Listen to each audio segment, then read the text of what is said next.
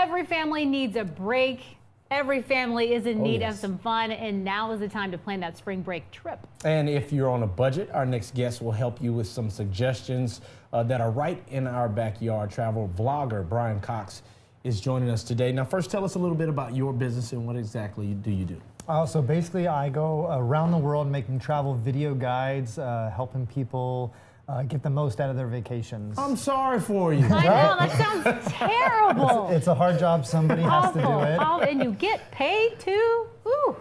All right, so let's go back to Florida. There are a lot of places just within a few hours away from us here in Tampa Bay to get out and go on a little staycation or road trip, if you will. What are your suggestions?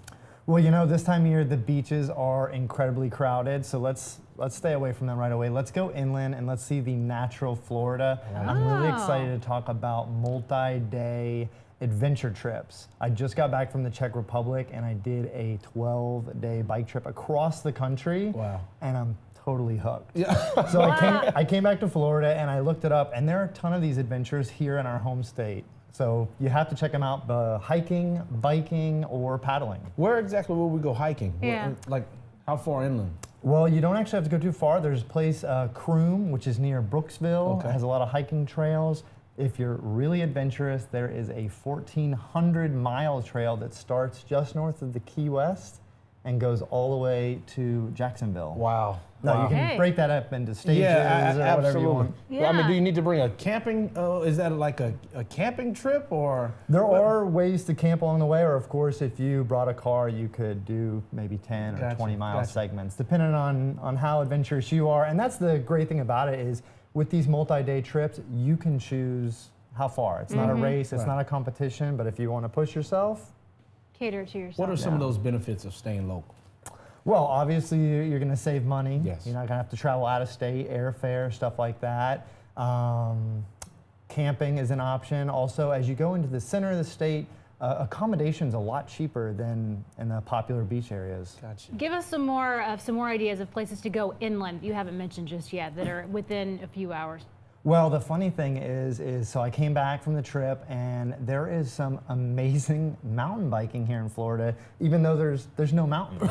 Where? Yeah, so there's Alafaya, which is southeast of Brandon, so it's about an hour drive from here. It has some of the country's best single-track mountain biking. What that is they're dirt trails that go in and out of the forests and the swamps. It's amazing. That sounds fun. Okay, let's take it back to Tampa Bay. Maybe you can't even go that far out. There is a lot to do here locally. I know you've been everywhere around the world and here locally, but what are your favorite spots within the Tampa Bay area for staycation?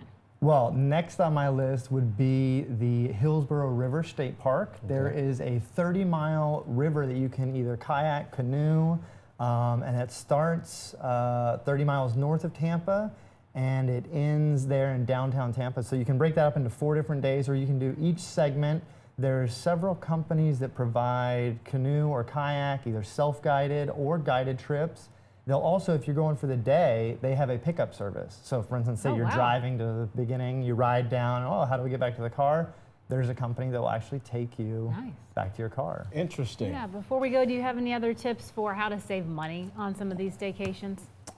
Cut corners?